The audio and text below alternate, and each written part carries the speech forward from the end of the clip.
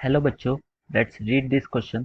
The resistances across P and Q in the given figure is.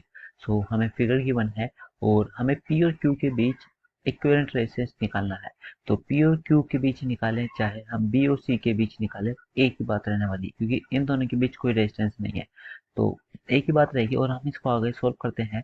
और एक चीज मैं इस क्वेश्चन से रिलेटेड जो की कंसेप्ट बता देता हूँ कि इसमें की कंसेप्ट क्या यूज होगा। बेसिकली जब भी आपके पास ऐसे आर इक्विवेलेंट निकालने के लिए आते हैं ना, तो सीरीज में अगर आर इक्विवेलेंट निकालते हैं तो उसकी वैल्यू सिंपल जितने भी रेजिस्टेंसेज है उनके टोटल सम के इक्वल हो जाती है। और यही चीज अगर हम पैरेलल में आर इक्विवेलेंट निकाले तो ये इसमें आर इक्विवेलेंट की वैल्यू उन सबके रेसिप्रोकल के सम के इक्वल हो जाती है। तो बस यही चीज यहाँ पे ध्यान रखनी थी, जो कि हम इक्विवेलेंट रेजिस्टेंस कैलकुलेट करते टाइम निकालते हैं, तो सीरीज और पैरेलल का ध्यान रखना था। तो अब आगे हम सोल्व करते हैं। तो इन दोनों को देखो कि बी और सी के बीच जो ये वाले दो रेजिस्टेंसेस है, ये दोनों पैरेलल में है। सिमिलरली जो ये रेजिस्टेंसेस ए और बी के अक्रॉस लगे हुए हैं, ये दोनों आपस में पैरेलल में है। और सिमिलरली जो ए और सी के अक्रॉस दिस इज, ये रेजिस्टेंस भी पैरेलल में लगे हुए हैं।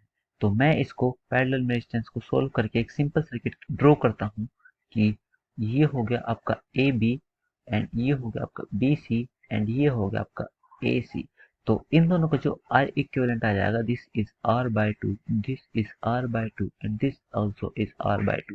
तो ये आपके पास A point, this is B point, this is C point and ये पॉइंट क्यू हो जाएगा एंड सिमिलरली ये पॉइंट पी हो जाएगा। तो अब हमने सिंपल सर्किट में ड्रॉ कर लिया है और अब हमें पी और क्यू के बीच निकालना है। तो हम ये कह सकते हैं सर्किट से कि ये जो दो रेजिस्टेंसेस हैं, ये दो आपस में तो सीरीज में है और इसका इस रेजिस्टेंस के साथ पैरेलली कॉम्बिनेशन हमें दिख रहा है। और इसको अब हम आगे सोल्व करते हैं। Let's move on to the next slide. तो हमारे पास जो सिंपल सर्किट आया था वो ये था कि ये दो सर्किट तो आर बाय टू वाले सीरीज में थे और इसके साथ ये वाला रेजिस्टेंस पैरेलल में था। तो अब हम कैलकुलेट करते हैं कि इन दोनों का जो नेट रेजिस्टेंस होने वाला है वो आर ही हो जाएगा, क्योंकि R by two plus R by two this is are.